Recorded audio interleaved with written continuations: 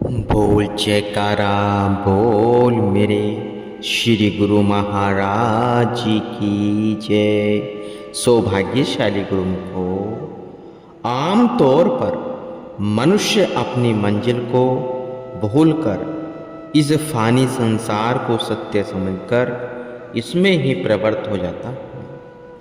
वह मायावी, वह असत्य पदार्थों को सच्चा, वह अखंड सुख देने वाला समझकर भूल कर रहा है।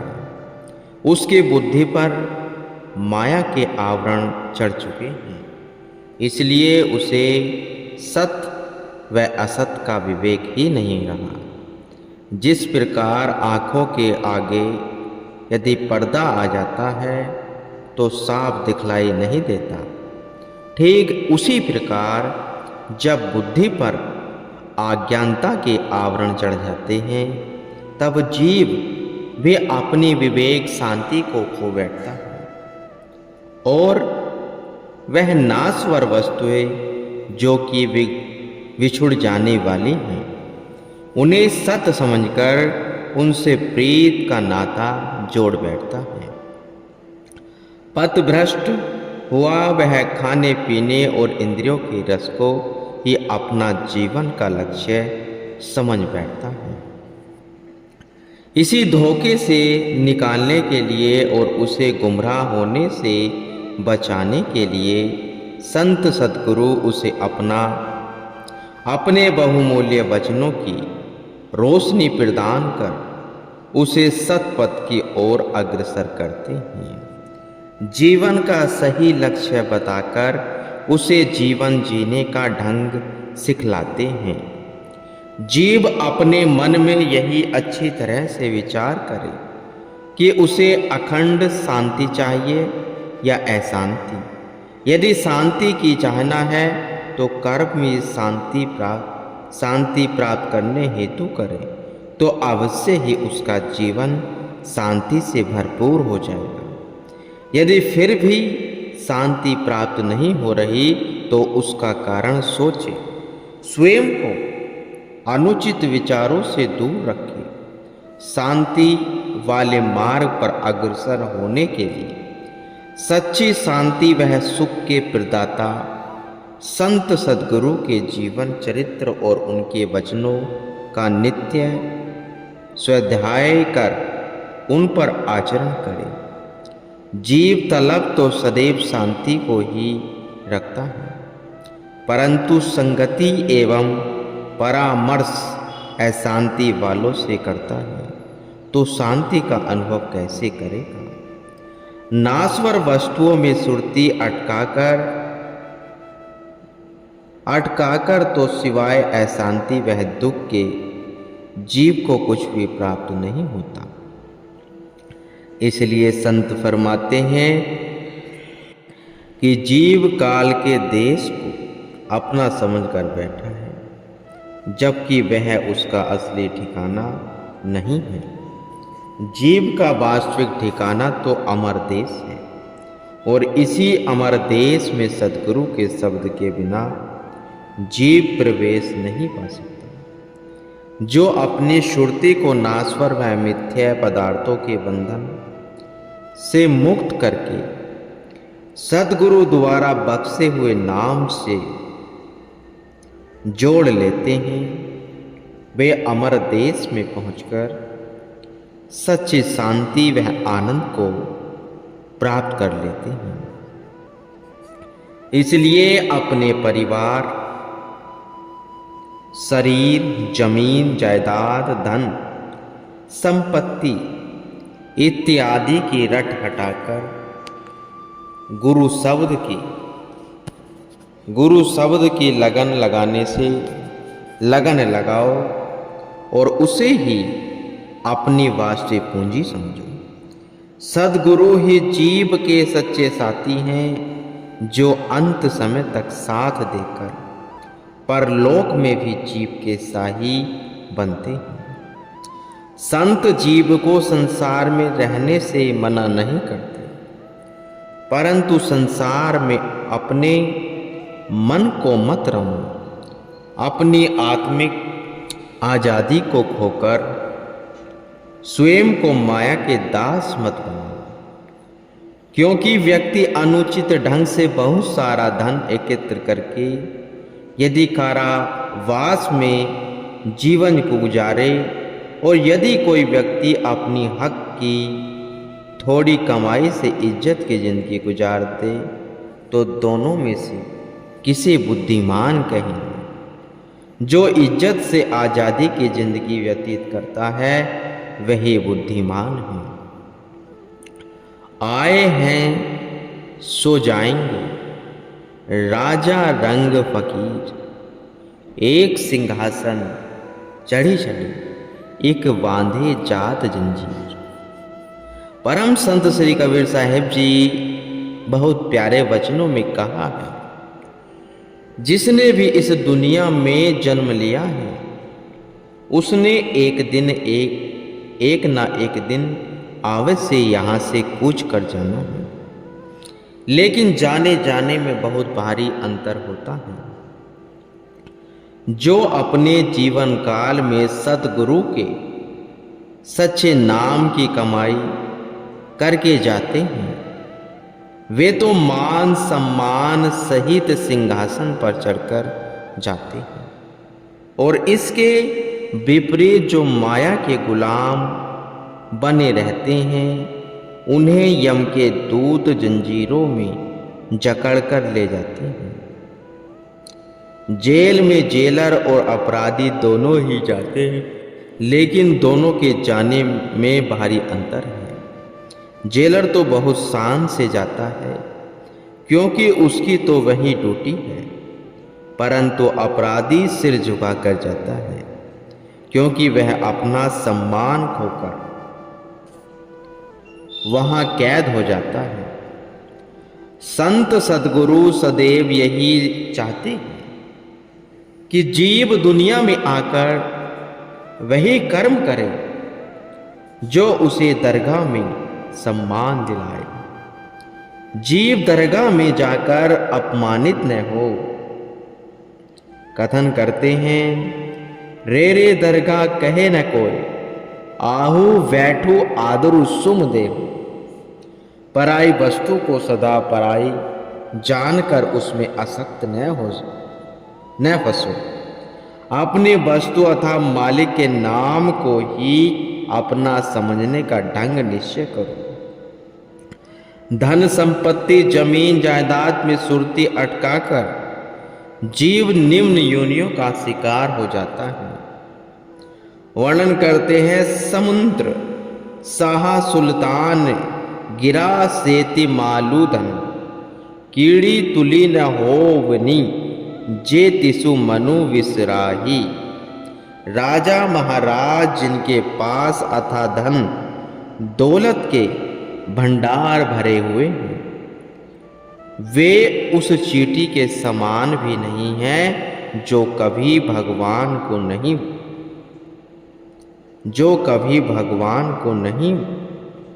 भूलती। भाव धन दौलत और ऐश्वर्य सब मिथ्या है, जो कि वह यहीं का यहीं रह जाना है। इनमें से कुछ भी जीव के साथ नहीं जाता।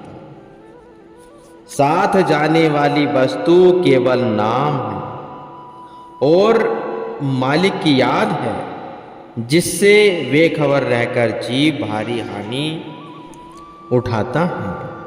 स्वयं को बुद्धिमान समझने वाला वह प्राणी सद्गुरु के हुक्म से विमुख होकर गुलामी के बंधनों में जकड़ जाता है, जो कि सरासर उसकी नादानी है।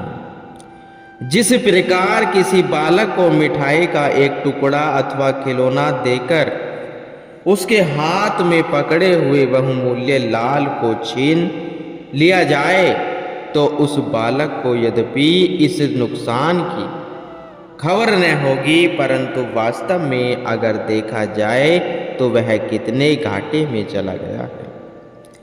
ऐसे ही अज्ञानी जीव जिन्हें सद्गुरु की चरण शरण प्राप्त न हुई, वे नरक का सामान एकत्र करके अपने भाग्यों की सराहना करते हैं। और स्वयं को बहुत बुद्धिमान जानकर इतराते फिरते हैं। वे दुनियावी सामानों को एकत्र करने में ही अपना लाभ समझते हैं। नफे नुकसान का भेद सद्गुरु की रहनुमाई में ही मिलता है, वरन जीव तो लाभ देने वाली वस्तुओं के पीछे मंद गति से चलता है और हानि पहुंचाने वाली वस्तुओं के पीछे तीव्र गति से भागता है।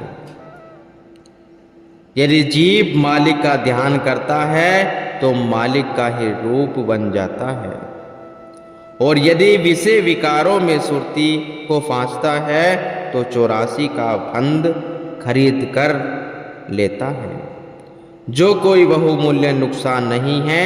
संत फरमाते हैं, लख 84 भ्रमता दुर्लभ जन्मु पायो, नानक नामु समालिए तू 100 दिनु नेड़ा आहो आए। गुरुवाणी में भी बहुत प्यार से कहा है, वर्णन करते हैं कि लख 84 योनियों में भटकने के बाद तुझे यह बेशकीमती मनुष्य जन्म मिला है, इसलिए तू नाम का सुमरण कर, क्योंकि इस संसार में विदाई का दिन बहुत समीप आ गया है। सत्पुरुष फरमाते हैं कि माया से काम भले ही लो, लेकिन माया में मन को उलझाओ मत। राजा भर्तहरि जी को जब वास्तविक ज्ञान बोध हुआ तो उन्होंने कहा कि पहले मैं समझता था कि मैं भोग रहा हूँ, लेकिन अब यह सच्चाई समझ आई है कि इन भोगों ने मुझे भोगा है। भगवान श्री कृष्णचंद्र जी महाराज जी फरमाते हैं, देवी होषा गुणमयी मम माया दुरत्याय, मामे ये प्रपधन्ते माया में त्रतन्ते। हे अर्जुन, प्रकृति के 3 गुणों वाली मेरी दैवी शक्ति को पार कर पाना बहुत कठिन है। जो मेरे शरणागत हो जाते हैं वे इसे सरलता से पार कर लेते हैं। अर्जुन भगवान श्री कृष्ण जी के भक्त थे। वे भगवान की शरण में तो आ गए थे, परंतु मन से पूर्ण रूप से समर्पित नहीं हुए थे। अतः एक दिन वे भगवान से कहने लगे कि इंसान यदि अपने विवेक से सोच समझकर सच्चाई के मार्ग पर चले तो माया उसका कुछ भी नहीं बिगाड़ सकती। अंतर्यामी भगवान अर्जुन के मन के आहाभाव को जान गए और उन्होंने उन्हें अपना भक्त जान उनका मिथ्या अभिमान समाप्त करना चाहा। भगवान श्री कृष्ण जी ने अर्जुन को सच्चाई से अवगत कराने के लिए एक अनोखी लीला रची। एक दिन वे अर्जुन को साथ लेकर एक तालाब के किनारे पहुंचे और वहां उस तालाब में स्नान करने की इच्छा जाहिर की। अर्जुन तैयार हो गए और भगवान ने फरमाया कि तुम मुझे अपने वस्त्र और आभूषण उतार कर दे दो और पहले तुम स्नान कर लो, फिर मैं स्नान कर लूँगा। अर्जुन अपने वस्त्र व आभूषण भगवान को सौंपकर तालाब में कूद गए। संत फरमाते हैं, परमेश्वर ते भूलिया विपानी सभे नो रोग। पार ब्रह्म की सत्ता को भुला देने के कारण जीव को सभी रोग घेरते हैं। अर्जुन को इस बात का मान था कि माया उसका कुछ नहीं बिगाड़ सकती।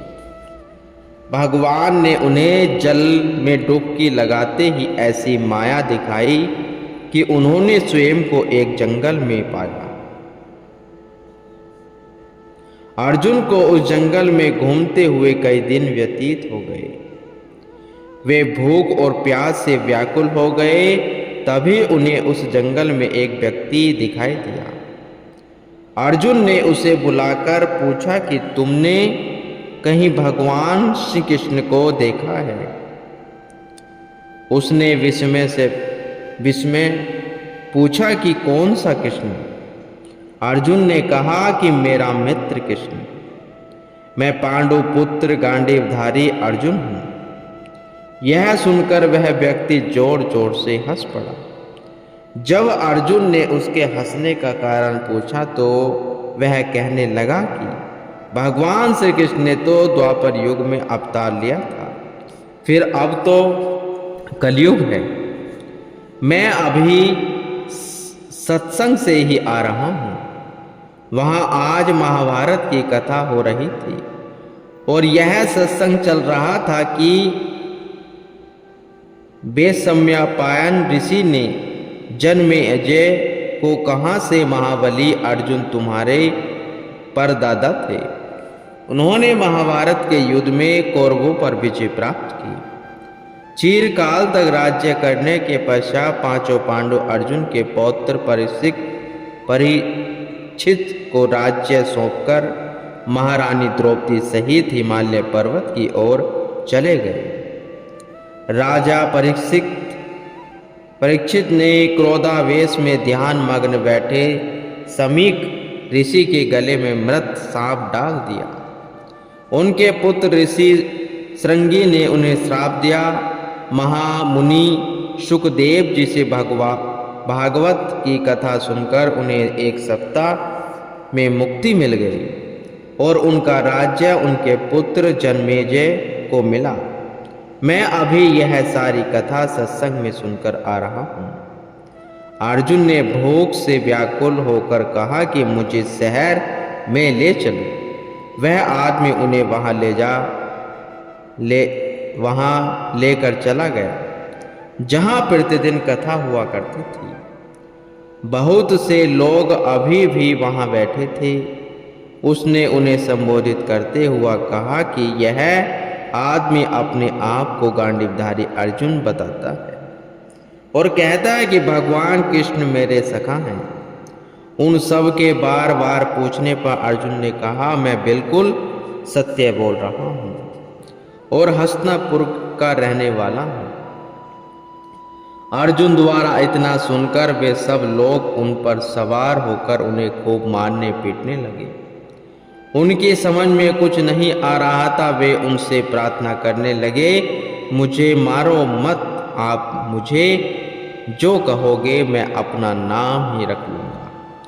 सबने मिलकर उनका नाम परदेसी रखा और वह स्वयं को परदेसी कहलवाने लगे। एक सेठ ने उन्हें अपना चौकीदार बनाकर उनका विवाह एक कन्या से करा दिया। उसके मोह में फंसकर वे सब पूजा पाठ भूल गए। उनके 3 पुत्र हुए जिन्हें देखकर वह फूले न समाते।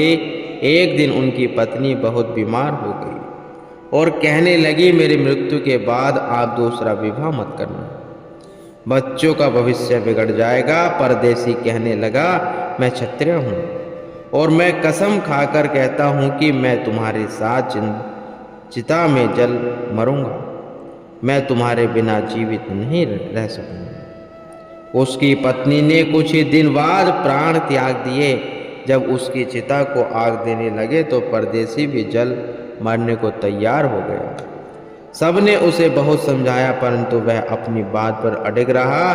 पंडित जी ने विवश होकर कहा कि अगर तुम्हें मरना ही है तो पहले तालाब में नहा कर शुद्ध होकर आओ। पंडित जी का कहना मानकर वह जैसे ही तालाब में से डुबकी लगाकर बाहर निकला तो वहाँ भगवान श्री कृष्ण जी को मुस्कुराते हुए पाए। अर्जुन तालाब से निकलकर शमशान की ओर भागने लगे। भगवान श्री कृष्ण ने उनका हाथ पकड़कर अपनी ओर खींचा परंतु वे उनकी पकड़ से आज़ाद होकर कहने लगे कि आप मुझे भले ही कितना भी पकड़ो परंतु मैं चिता में अवश्य जलूंगा। भगवान श्री कृष्ण ने अर्जुन के सिर पर प्यार से हाथ घुमाते हुए पूछा है अर्जुन यह क्या कह रहे हो? भगवान का स्पर्श पाकर अर्जुन को जैसे ही चेत हुआ तो वे जोर जोर से रोने लगे और भगवान के चरणों में गिरकर प्रार्थना करने लगे कि भगवान भगवान, मैं आपकी शरण में आया हूँ, मुझे अपने माया से बचाओ। भगवान श्री कृष्ण जी ने अर्जुन से कहा कि मैंने तो तुम्हें पहले ही कहा था कि मेरी शरण में आए बिना कोई मेरी माया से बच नहीं सकता। सुखमनी साहेब जी वर्णन करते हैं, संत सरनी जो जनु परे सो जनु उधर नहार। जो जीव सत्पुरुषों की शरण में आ जाता है वही संसार सागर से पार हो सकता है। भगवान श्री कृष्ण ने श्रीमद् भागवत में भी यही फरमाया कि मेरी शरण में आओ। इसका अर्थ यही है कि गुरु और परमेश्वर को भिन्न नहीं समझना चाहिए। सतगुरु परमात्मा का साकार रूप होता है।